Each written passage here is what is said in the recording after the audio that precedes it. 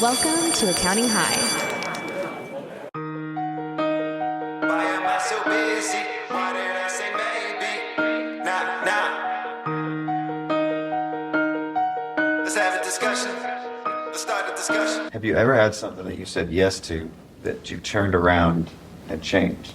And it's something that you had to back out of? Well, I mean, I guess I would say, can we do personal? I mean, I had a boyfriend at the time that wanted to get more serious than I was ready to get. Really personal. And I was like, This is great. I was like, If it's not a hell yes. I'm doubting myself. I'm like, no. No. And the reason why is because I realize how much I value my freedom. May I have your attention, please? I repeat, may I have your attention, please? This is another public service announcement brought to you in part by Accounting High, the views and events expressed here are of the next generation of accounting and tech professionals leading this space. Welcome to Accounting High. Whether you loved high school or you hated it, here we're on a mission to set our own traditions. Here's your chance to be a part of an unforgettable experience redone.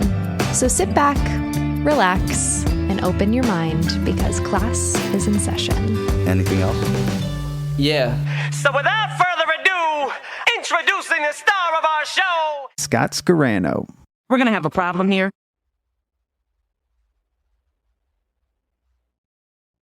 Hello and welcome to a roving report at Accounting High. Welcome students, welcome faculty. We have some distinguished faculty with us today. And today we're not going to talk about new opportunities or doing new things. We're going to talk about doing less. We're going to talk about how more is less and how we all need to probably say no more to opportunities and to things to further our own agendas and goals. Because we are all busy. We live in a very busy world. What I'm going to do is introduce everybody, and we're going to talk about the things and opportunities in your life that maybe you should think twice at saying yes to, or ways that your schedule is getting too busy. I did a rap yesterday about saying no more, so that's what kind of sparked this conversation for our mental health and for our own sanity. So let's introduce our panelists today. We have Melanie. Marianne. Already. Marianne Fischer, right? It's still Yes, Fischer, though. yes, yep. 100%. Michael Sue. We've got Enrico Palmerino, and we have Queen Elizabeth Queen Manso. Elizabeth Manso. Oh, awesome. So we'll start with Elizabeth. Where are you from? Miami. Miami, Florida. Tell me, what's something in your life right now that you maybe have said, you did say yes to, that you regrets after saying yes to something? Or I'll say not too recently, but a client, let's say a client that I thought we would be able to do that's outside of our tech stack. And when we said yes to it, I brought it into the team and the team was going crazy with that client. And I ended up having to have a hard conversation with the client and finding them an alternate solution to working with us. So I did regret it, but as soon as I found out I made the mistake, I fessed up to my client and I found him a better solution. Pleasing people pleasing. In Yes. the end, a lot of times, I think it's us and our fears of what they're going to think of us, and we say yes. I think this was something, you guys just had a session and you talked about a specific example, but saying yes to everything for the client and things not being in your wheelhouse, things that you maybe Riches in the niches. riches in the niches, and knowing what to say yes to. When you know what to say yes to, you should say no to everything else. And Exactly. it only causes more burden on your team and more burden on you to take things on. Enrico, you're a real busy person. How do you know what to say yes to and what not to say? I mean, what to say no to with all these opportunities? ROI based.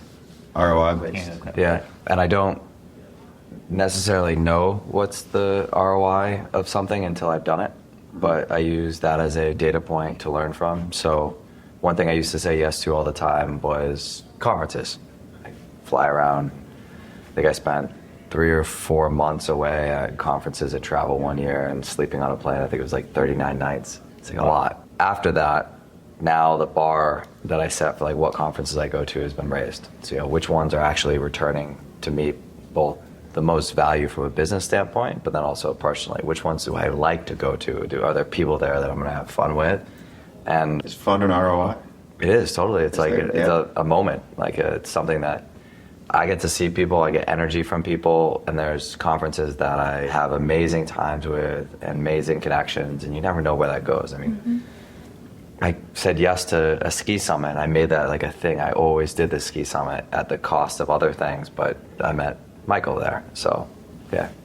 So yeah, it's the connections that you can make at these, but that's still not telling me how you say no. Is there any opportunities that came across that you immediately said there's no ROI for this? Here, the ROI was just lower. So, for instance, something I would have probably said yes to in the years, my college reached out to me and said, hey, it's this like major, inaugural, it was a 100-year anniversary. We'd love for you to come back and be a keynote, tell your story, judge a contest, be a part of the celebration. I was just like, to fly up from, St. Pete for a day when I look at my schedule and travel and everything else, like, I'm going to say no to that. I need to spend time with my family. It's just a trade-off. Something because I'm a people pleaser. I have a hard time saying no, but I've gotten better at just being like, there are certain things I prioritize and what's going to give me the most ROI, not dollars necessarily, but life, family, business. Yeah, and priorities, keeping those priorities in check. So it was ROI and family. So what can lead to future gains monetarily, in business, but then also what keeps you full and whole, your family. The best is when the two can combine. So there's, business experiences where I can take the family out and I can have like business meetings or do something, and then also get this, like what's cool too is I think it's like a learning experience for my kids where they get to see dad doing these things or meeting these people or having these experiences. From a business standpoint, I just look at it as how much time, how much money did I invest? Those two things are things I have a finite amount of, and what did I get from it? Did I feel like reward internally? And that helps replenish the time bucket. Did I get reward monetarily, which in itself buys more time? And so, yeah, but it all depends. It's all proportionate to the time and the amount of money that I have to put into something. Michael, you have some big goals, big dreams, big things going on. You live in multiple places across the world. You travel, you came to this event, among many other things. How do you determine what is worthy of your time? Such a loaded question, but I mean, there's just saying, it sounds cliche, but it's what I follow. It's a hell yes or a no. And my company right now, that's the company behind CFO Club, which is Measure and Hack. We talked about this, right? It talks a lot about resources, 3 resources in life: time, money, and energy. You talk about ROI, right? Essentially, that's what it is. Does it give me more money? Does it give me more time? Does it give me more energy, right? Because all I got is 168 hours a week. All of this, all we've got is 168 hours a week, right? You take away 8 hours of sleep, 56 hours, right? You 8 hours of sleep is very important. Yep. You take away, 40 hours of work, you're down to 72 hours. 72 hours for everything between going to the bathroom all the way up to spending time with your loved ones, right? Eating. Yeah, eating. Fitness, movement, hobby, right? Like something so mundane and so small all the way up to something that is so important, right? And we always say, if you ask anybody, it's like, what's the most important thing in your life? What's the most important aspect? Family. Family, right? What's the most important aspect? Family and friends. Family and friends. You? Family and friends. Family and friends. Freedom, right? And then you look, you 168 hours, and we kind of joke, I track time. I track time for 10 years already, every 30 minutes increments, right? How much we say is family, but if you look on your calendar, is it really family? Does it reflect that, right? And then the whole idea is being intentional about it. The whole idea is being trade-off. There's always trade-off. We're trading time, money, and energy for each other all the time, right? We're deploying it into personal, relationship, and business. That's the 3 aspect of the me triangle. And it's just a give and take. So unless it's moving me closer to my goal, you talk about how I have so much aspirations, right? Does it get me closer to my personal goals of being healthy and being fit and being happy? Does it get me closer to my relationship goals of having better relationship, better experiences? Does it get me closer to my business goals of taking my company to $10 million and $20 million, right? And if the answer is no, that's what it is. Melanie. How do you define your personal goals? I think I prioritize what is the biggest priority, and family and friends 100%. And then I look at what is the goal, and I set that goal for the year. So my family, they don't live by me. They're all out of state. So when I look at how do I spend time with my family, it's how do I prioritize my vacation time, my work schedule, my travel time. And so oftentimes I am lucky I get to travel, and there's times that it intertwines with family.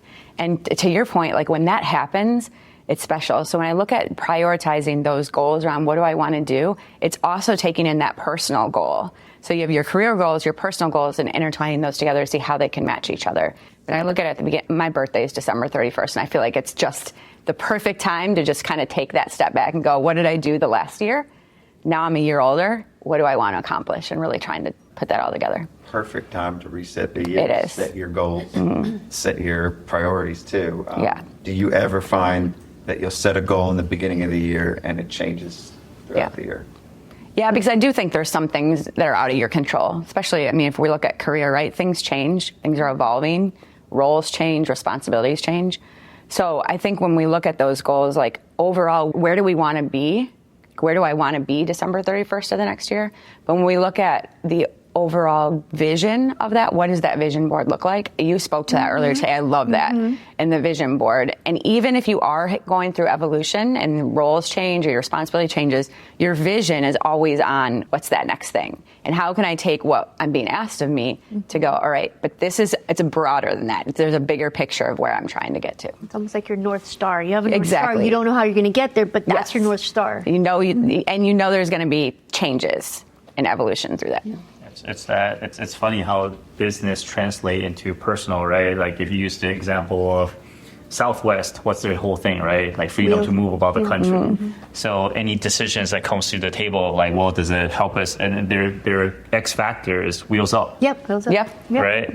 And so if you come up and say, hey, I think we should serve snacks on this flight, and the question of the CEO was, does it help us with our wheels up number? Yep. And the answer is no, then it's a no. Yep. And Simple. for life, it's the same thing. So let's talk about vision board a little more and determining that vision. On the early days, how do you articulate that vision to others? So I work a lot I'm good with visuals. So I put an actual vision board with it's like a collage type of thing, and I put slides to it. So if you look, a vision board is probably not the best thing just to give to somebody and have them interpret it themselves, because it's my vision that I see. So I do present it to them, and they see my vision through the vision board. I'm in the process now, actually, of refining that process, because everything to me in life is a process. And now I want to build my vision board and then put the words, document the words to it, make it 3 or 4 pages. I read The Vivid Vision from Cameron Herrold. Yes. And now that's my new thing for fourth quarter, is build my vision for the next 5 years for my company. So kind of putting the visual that I like, and then putting it into words, articulating it into words. So one thing he talks about in the vivid vision is articulating that and talking about it. And the more you talk about it, the more real it gets. Correct. To others around you. So have there been opportunities that have come to you because of articulating that vision? Absolutely. And I spoke to it here at the conference in 2018. I created my vision board for the next 5 years. We were a very in-person team in an office. We were a team of 15. And I was just very frustrated with the very manual process. You know, we were typical bookkeepers. I used to call us like input monkeys. We were just a bunch of input monkeys. And I'm like, I steal that. I know, that's great. You steal it, please. Don't be input monkey. No, I'm like, well, I said it much more aggressive. I put more aggressive words to it. But yeah, I definitely know more. I don't want to be an input monkey anymore. And I created my vision for the next 5 years of decentralizing first and foremost. Second of all, leveraging technology. And back then, I just went on the internet and just found like a network icon that's just connecting like computers together and things. I didn't know. I was just coming. It was just like, I want this. This is what I want. We had people in my vivid vision board working in different places of the world. Like one's holding a kid, one's vacationing with their spouse, and they're just having a good time all over the world and still working with me full time. You've made that part of your vision. I made them part of my vision, yes. And mostly for selfish reasons, because that's what I wanted. So I created the vision that I wanted, genuine to myself, And I presented to the team. I also wanted real-time accounting. I'm like, we can barely make the financials out by the 25th of every month. Like, this is ridiculous. How are we not doing this earlier? And so I wanted real-time accounting, and I presented it to my team in 2018, and they looked at me like I had 3 heads. And I'm like, okay, I guess I'm putting that away. And at the same time, in my mind, I'm like, okay, I'm a little bit disappointed, but I do have this vision, and at some point, I'm going to pull that thing out. And what happened, the pandemic, March 2020, my team's looking at me, Elizabeth, what are we going to do? What are we going to do? I'm going to say, I know exactly what we're going to do. I pulled that vision. I'm like, this is what we're going to do. And they're like, well, how are we going to do it? I'm like, that's how we're going to figure it out. But that's the ultimate goal. And we did everything. So the house figured themselves out. I just needed to present the vision, and they started doing the execution part. Yes, I gave guidance, but they were the executors. And then at the end of the day, look, 5 years, 2023, my vision is complete. And well, they it's don't getting better. It's actually better than what I thought. When they understand the why, they may not question as many of the other decisions that are made afterwards. Right, but they also need the buy-in. So that is very important. Yeah, understanding that why and defining it. Enrico, you have a very vivid, expansive vision. You have an 8-year vision that is starting to come to fruition. A lot of people working for you that are executing on that vision. How do they know what to say yes to, what to say no to? How do you determine that in a complex organization like this, with a complex vision like yours? So, I think it starts with communicating your vision and writing it down and setting goals. And it starts with in 10 years, here's what we want to look like. Then we work back to 5, 3, and what's at the end of this year, and what are we going to do and accomplish this quarter. And if you start to show people how this quarter's goals are building into this grander thing, it starts to, like what you were saying earlier with Elizabeth, like people start to tie out the why they're doing something right now. From a decision-making criteria, like the best thing we can do is set company values, right? So our team, like communicating those values to the team often, making sure that people are living by our values. That's the thing that says that, hey, like not everything's black and white. Like ask yourself in this case, does this, am I caring about my client or the colleague in this situation? Is this the thing that if I were to like look back on, I would say I cared? If not, then that's probably not the thing you should do. If so, then do it even if there's a cost associated with it. So it's, communicating consistently, repeatedly. It's, like I said, working back on that vision. And the beautiful thing, and like to Elizabeth's point, if you're going to set a grandiose vision, you can't do it by yourself. Like, it's just like, there's no such thing as self-made. Like, people love to say self-made. Well, it's the limiting factor. That the self becomes the limiting factor if other people are not involved. There's no one story that you want to hear who's self-made. I'll put it that way. Mm-hmm. Like if you are truly self-made, you haven't done anything that's changing society, that's drastically impactful, because the old saying, right? It takes a village to move a mountain. I want to hear about mountains being moved. I don't want to hear about anthills. Even Eminem needed Dre. Yes, Eminem needed Dre, for sure. So, yeah. Michael, what is your North Star? So I didn't know we were going to get into vision. Otherwise, I would have grabbed my backpack, because in my backpack, there's this sheet of paper, and it's got my 3 pillars, 3 sides of a triangle, and it's got my 10-year goal, 1-year goal, what I'm working on. And the funny thing is, my 10-year goal on that sheet is next year. It's 2024. And on there, I spelled it out vividly. And one of the things that I said was, I travel the world. I wrote this when I was 30. I travel the world, and I have friends from all walks of life in every area of the world. And how do I know they're my friend? They will have no problem inviting me to their house and stay with them. And for the last 2 or 3 years, that's what I did. I lived with my former mate in LA for 6 months. People are like, you're an adult, and your roommate. Expand on that former mate. Is it EO? Yeah, it's an EO thing, yeah. So it's like my small group, entrepreneurs organization. And so your forum, and that's expansive as well. Continue. I heard forum. Yeah. And my other, he's an ex-forum mate now. Like he was in Vegas. He sold his company last year. Bought a $1 million house, now selling it for $2 million. Just bought a $3 million house, but here's the kicker. They just bought it. They just went into escrow, and him and his wife calls me and go, "Hey, when is the next time you're going to be in Vegas?"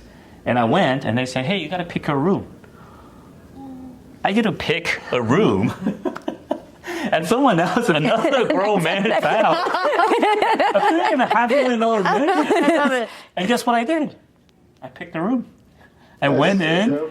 And I looked at all the rooms, and I say, "Hey, I want this one. It's got the pool view. It's next to the gym. This is perfect." And his wife is hilarious. His wife goes, "Great. That room, we're going to have the same grade of upgrades as the master bedroom. All the other rooms, we're going to keep it cheap." I love it. And you have a home. I have a there. home. I have a home in Vegas. I have a home in LA, right? I have a home in Texas. St. Pete. At St. Pete. I love it, right? I have a friend, this is Josh Jeffries. I was in Miami, and he was trying to convince me to stay for his wife's 40th birthday. He rented out 3 yachts. And he goes, "I will rent you a room for a month." Right? He was like, "I will rent you a room at the Four Seasons for a month, just so you can stay for the party." And 10 years ago, when I wrote that, I didn't know how I was going to do that. Right? And that was one bucket. And I can show you after this where I can pull it out. Well, don't read it in detail because I get embarrassed. But you shouldn't get embarrassed about that. That's part of that's part of the communicating journey. your vision. Right. It's embarrassing at first. But it was personal. It's going to sound embarrassing. It's personal and it's grandiose, right? Like I think one of them is like, I made 3 CEOs, right? I haven't quite done that yet. It's just like, oh, instead of me being a CEO, I want to be, I made 3 CEOs. I'm the kingmaker type of stuff. There's like other stuff. Some of them I hit, some of them I didn't. But I was surprised, positively surprised how close, how I actually did. I looked at it and people always make fun of me. My buddies, especially, I get really emotional about this. And I go, I can't believe, I don't know. Like, who? I don't even want to invite myself to my house for more than 3 days. It's like, and they let me stay for weeks on at a time. My buddy Kenny lets me stay there for 5 months. He actually knows Candy. Jay actually knows Candy. I was staying there for 5 months. People are like, "What, you're just living with Candy?" I was like, "Yeah, I'm homeless." I go around and I tell people I'm homeless. People think I'm joking. No, I'm legit homeless. Right. And the funny thing is I have a place in Taiwan. I actually have a house that I own in Taiwan and a house that I own in Austin, which I actually bought. I bought for my mom. But you're never there. I don't live there. Yeah. I live in everyone else's houses. So, Well, your home is nowhere and everywhere. Right. And I'm so lucky. Part of your vision. I'm so lucky and so blessed. I'm so lucky and so blessed, and it's incredible. Even till today, you ask me how I do it. I don't know. But I think I always knew that was my North Star, and everything that I did was like, like for example, like if I want to build that type of relationship, and I just got a house in St. Pete now, apparently, right? Like when you ask me, like, how would I behave to be able to earn that trust? How would I behave to be able to, it isn't like straight like, oh, ROI, like I come to this conference, I'm going to make $100,000. It's not that. But you don't ever know in 3 years down the road, 5 years down the road, 10 years down the road, a relationship of a person. You're planting seeds. Yeah, I didn't know if I was going to meet you. Yeah. Right? I didn't know we were going to do the whole CFO club in the Calling High thing. It's going to be dope. Right? And you knew what to say yes to. That wasn't even a question when we talked about it. Because it got me closer, because what did I want to do? My vision was I want to spread the whole CFO club thing. I want to elevate the entire profession. I was talking to Elizabeth about this, right? I want to elevate. So I knew exactly, hey, you fit into that vision because we're producing content. We're driving the same goal, right? Hey, you fit in perfect because you're exactly the target audience. The theme for 2023 for Brigade is Elevate Up, by the way. See? Elevate up. If you have a vision and you see something that's along the line, then it's a hell yes. But if you never have the vision, you're not sure. I don't know. Should I do that? Right. Should I go? Should I do that? I don't know. Is it right? I think that's the... Sometimes it's just going with your gut, too. Yeah. Like, like maybe you don't know what the outcome is, to your point. Right. But like, you go with your gut and say, you know what, for some reason, I feel like this is what I need to do. Do you have an example of that? Go with your gut? Yeah, I mean, in my previous job, I didn't do public speaking. It wasn't something I did. And they asked me to do it, and I'm like, give it a try. Give it a shot. You never know. 6 years later, somebody reaches out to me and says, hey, I saw you at this conference. You made this impact. and I thought of you because this person is looking for somebody that did exactly what you talked about. And it's like 6 years ago, I didn't know. Like, how do you know? You don't know. You don't know what that impact's going to be, right? So those are you just kind of go with it. And you're like, yep, it just works, and sometimes it's just figuring that out. And then 6 years later, you're like, wait, that was part of the vision. But at the time, I didn't realize, that was fitting into that like North Star type story, right? So fitting in and having that vision means when you do start speaking, you're going to have to clear other things off. How did you determine what to eliminate in order to be able to be that speaker for 6 years and to have that impact? Yeah, it's funny because when you do start speaking, like, it's a challenge, right? Like, you're bringing new content, you're bringing information, you're building your content, you're building your brand, right? And it's a challenge to you, exactly. So not only is it like the work of building the content and making sure, hey, I've got the presentation, but you're building yourself, right? And so it's like teaching yourself stuff. So there is a part of priority. Like, if you're asking me to do this, it's kind of reminding your leadership team, like, you've asked me to do this. This is not something I do every day. It's new to me. It's a challenge. So therefore, you've also got me doing these things. So what are, if I were to take something off the plate because you've asked me to do this, what is it? And I think it's working together. I also think, like we talk about, accountability buddies with like fitness and working out and other aspects of our life. But I think there's also that part too of when you have the vision and you're going towards the North Star, like, who's that accountability buddy that kind of knows, like, all right, this is what you want. This is the path you want to go down. And who's kind of keeping you honest, right? And so that also is a part of it, because you have people, you have friends, you have family that are going to kind of question, like, does that fit into that path that you want?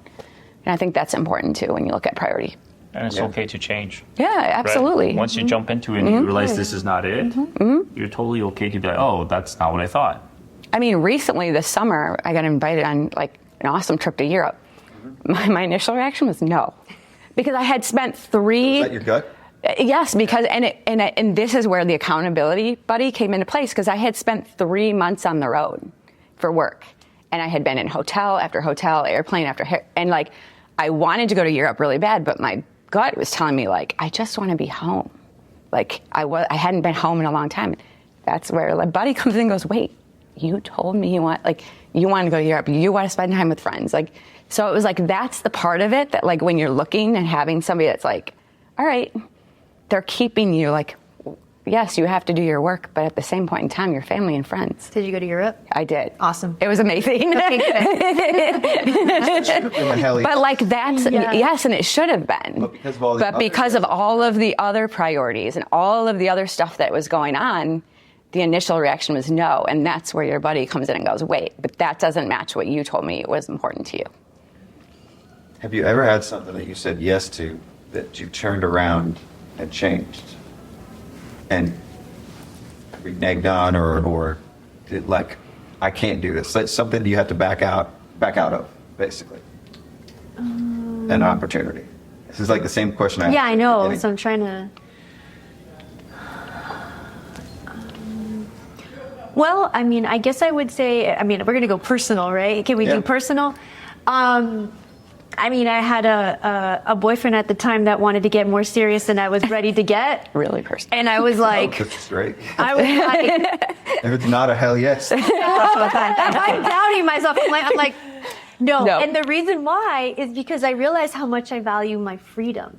So as an entrepreneur, it's like I'm used to having my freedom, my autonomy. And, I've been married before, and I know, like, what that means, or, like, moving towards that means that I just wasn't ready at that time. So, yes, I mean... You said yes, but... No, I said yes to the, relationship of being, just boyfriend and girlfriend. But once he started talking about moving in, and I'm like, no. You're not part of my vision. No, like, you're not. No, that's not part of my vision. You're part of my vision. You're a boyfriend. Another boyfriend where we live in 2 separate places. And why do I want to live in 2 separate places? Very simple. I love my me time. I value my me time. I value my time with my daughter, who is 17 right now and very soon going to college. Enrico, do you have any regrets of things you've said yes to and followed through with? So, like, I try to live my life on a philosophy of no regrets, right? Okay. Like, I like to look at everything and say it served a purpose or had a place. Yeah. So there'll be things that I don't do again, but I don't live in a world of regret. I look at it as, had I not done that, I would not have had those experiences, learned those things, gained this level of insight. This other thing would not have happened if I hadn't been there at that point in time or met this person. So no, I would say, for the most part, there'll be things I do differently going forward, but nothing I look back on and spend any time regretting. There's power in regret, or in reflecting on something that you potentially could frame as, I wouldn't do this again. And if you do reflect on that and you recognize it, then you know not to make that scenario, but understanding that there are things that we can regret. So what I'll tell you is there are times where I've said, I regretted doing that. Yeah. And then... Let's hear an example. So, you might know this story. So I started a business in college, got some traction. I think I talked to you about this story. Got some traction with the business, started to take off. One of the first things I do, I like cars like Michael. So I bought a BMW M3. The business took a little bit of a turn. I needed cash. Sold the SUV I had, kept the M3. I live in New England, by the way, so not exactly the best decision. Couldn't afford snow tires on it, so didn't put those on. Let the insurance lapse. When it lapsed, it's like, I'll get to it later. And then went on to crash it on like a February night because I hit black ice on the way home. Totaled the car, no insurance to claim on it. Got injured, missed like a ski event. And I was just like, I totally screwed this up. Fast forward, weeks later, I buy a car. The woman that sells me the car goes on to be the wife and mother of my kids 12 years later. So awesome. You could either live in a world of regrets and say, I would never do that again. Or you could say, you know what? Like, it served a purpose. Would I try to repeat that exact same situation? No. Now I'd probably keep my insurance. Maybe go home with the SUV, but I don't spend the time. I don't like it. There's regret, and then there's just learning from things. Yeah. I learn from a lot of things. Like, one of our values in our company is continuous improvement, always trying to get better. But there's no value in there that says spend time focusing on your regrets so you don't repeat, because you never know what one of those things is that in the moment, like, I think life works in mysterious ways. In the moment, it could be a regret. And that regret could turn into one of the best things that you've done. You could buy a piece of property that you're like, I got totally hosed on this, or we moved and like we're not even using it anymore. It's just a cost. And then Amazon puts its headquarters in that town 10 years later, and that piece of property is worth a fortune. Like, you never know what that is. So that's the way I look at it, is I learn from a lot of things, but I waste no time on regretting things. You also wouldn't have your CMO out of this opportunity too, right? Correct. Yeah, I would never have met Jessica. Sister-in-law. Yeah. So that's an amazing story. Freaking crushes. I was trying to tee up that story, but this was the one that we had. Yeah, so that's an amazing story. Oh, I mean, there's so many other connections, relationships. Yeah. But it's a big one. I mean, these are things that we can't rewind and do things over. And if you could have rewound, you probably would have done it the same way, because it led to that outcome. Yeah, but here's the problem with the regrets, is in the moment, usually when you're having that regret, it's so soon after something's happened that you might not know the outcome of that action. Mm-hmm. So, and it clouds your decision-making process. It could totally cloud your decision-making process to go forward. So just like, let some more time go out. Let's see how things happen, and then see what magical things might have come from these decisions that in the moment you were like, I totally regret this. But then you can be like, I learned so much from that. I made these connections. Yeah. These things happened that I could have never predicted. And if you were to go back, you may repeat it. But in the moment, like, this is why I waste no time on regrets. In the moment, you might have gone back and done something differently. And that could change the course of life forever. Mm-hmm. Not necessarily in a positive way. Michael, on your road to 50, are you going to make another 10-year? You're getting old. I know, man. Piece of paper. Do you incrementally change this one that's going to be 10 years? And do you have another 10-year North Star? I do. I got a mic. So yeah, I do. Do you want to hear about it? Or Give it to us long enough for the not 10-year version, but the not the 10-mile version. But I'm trying to get 10-inch into. version. I'm trying to get into a 9-figure club. Clarify, what's 9 figures again? 100 million. 100 million? Yeah, 100 million. Yeah. I've been lucky enough to be able to run a few businesses that are always in the 7, low 8-figure, but I've never had one 9-figure, and I think it's just next level. Like I see my friends, they act different, they think different, they move different. They're just on the next level, and I bang my head against it, thinking like, how do I do that? And that's what I'm doing right now. So I associate myself. I'm really lucky. My new venture is with an entrepreneur that's got 2 9-figure exits. So he's been there and done that. And it's the first time that I have started a startup where I'm not the lead. I am learning. I'm the student. I'm he's the Mr. Miyagi? Yeah. And I'm the young grasshopper. Yep. Yeah, and it's just incredible. It's like back to learning again.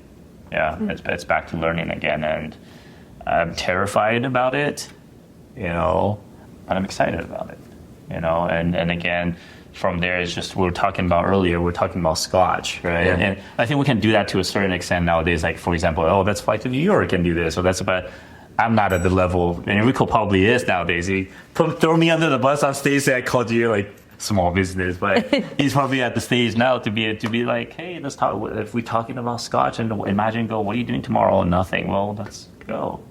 Let's hop on. That's a hell yes. It gets harder when you have kids. Right.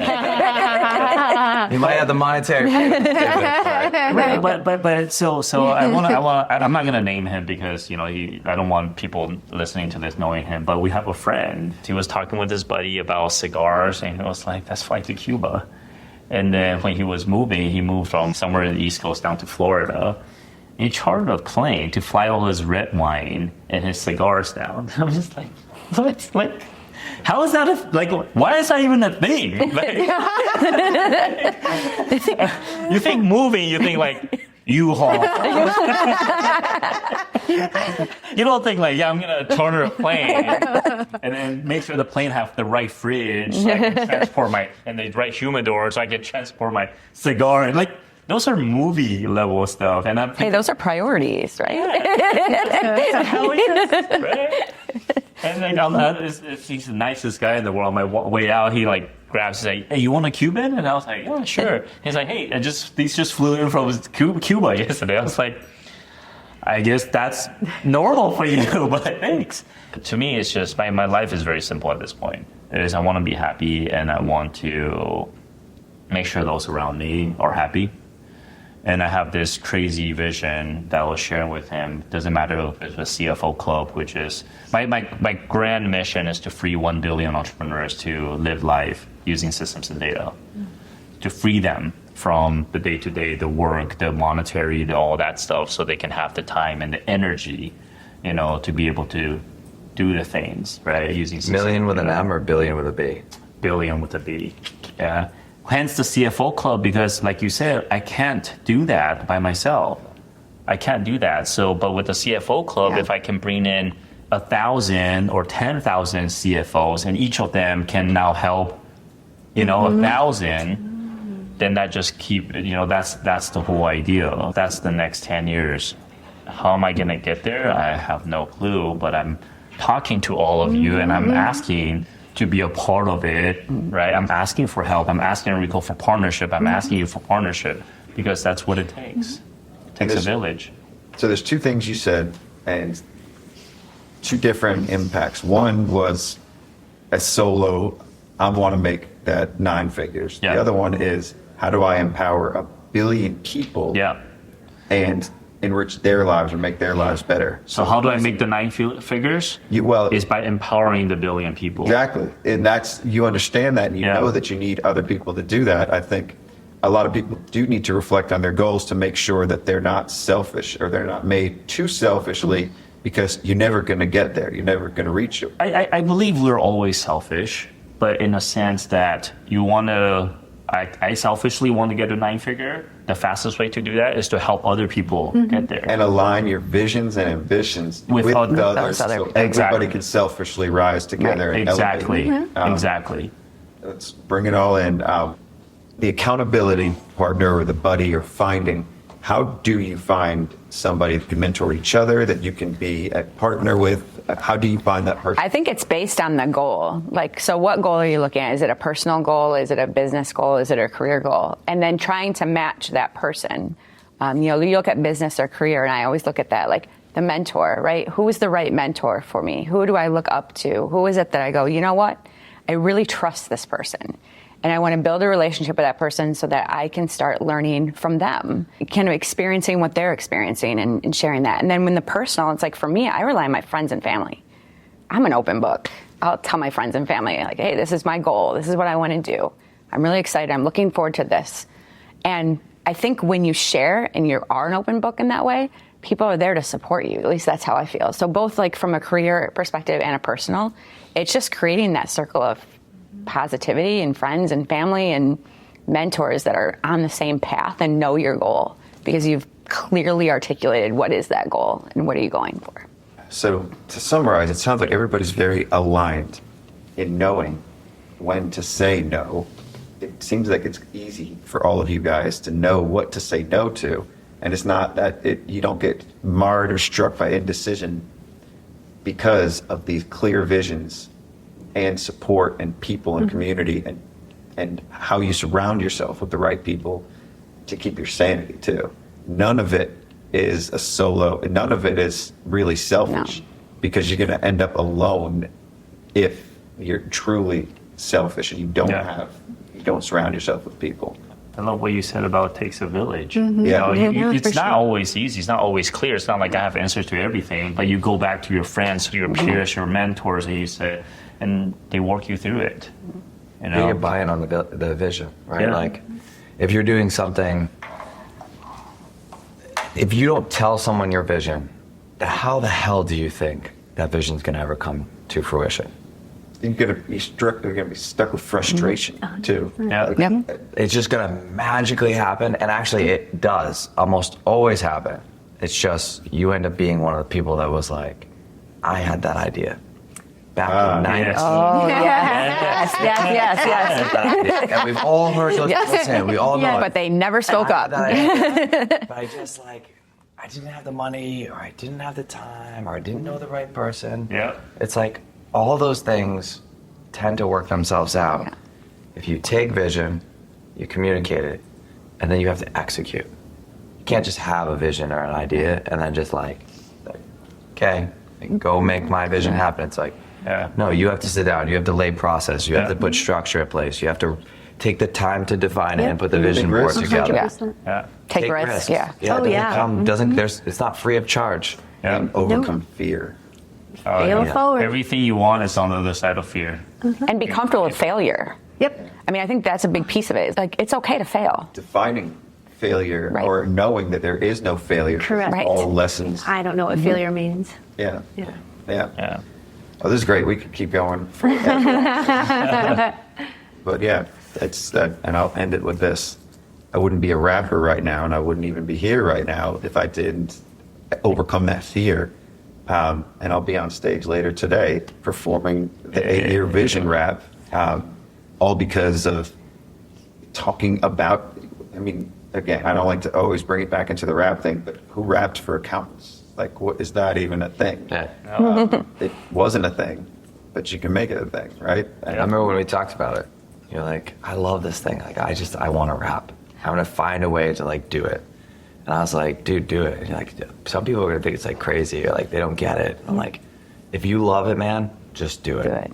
And then you just kept talking to people about it and talking to people about it and then practicing and putting it together. And it's been fun because I've watched you achieve your vision and your goal from the sideline and see it go from being just a concept that people love to shoot down ideas and visions. And you just kept pushing it, and then you talked to more people, and then someone was like, "Oh, here's an opportunity," and then doors open. And so when you had, the false start in this event that we're here at AI Unchained if you guys had it last year, I wouldn't be performing this rap because I wasn't even doing that last year. I mean, I just had the idea for it, so it was dope. No. Thank you guys all for joining us. Why am I so busy? Why did I say maybe? Nah. Let's have a discussion. Let's start a discussion. With clear techniques and phrases, premier cool, sleek presentation, elevation through delegation, elimination of new temptation. Why am I so busy? Why did I say maybe? I'm starting to worry, my calendar is crazy. Now I'm getting nervous, still trying to be perfect. Work hard and determined, it's safe to say I learned to say no. Nah, dismiss the need to please and say no. Matter of fact, ain't leading to your goals, just say no. Next request you get with no regret, just say no. Next inquiry, please don't be upset, just say no. Thank you, students, for listening and joining our class today. Peace out. That's a wrap. Peace out. Yeah. While you're here, don't forget to follow us on Spotify or subscribe on Apple Podcasts or wherever you may be listening to us right now so you don't miss out on any new episodes.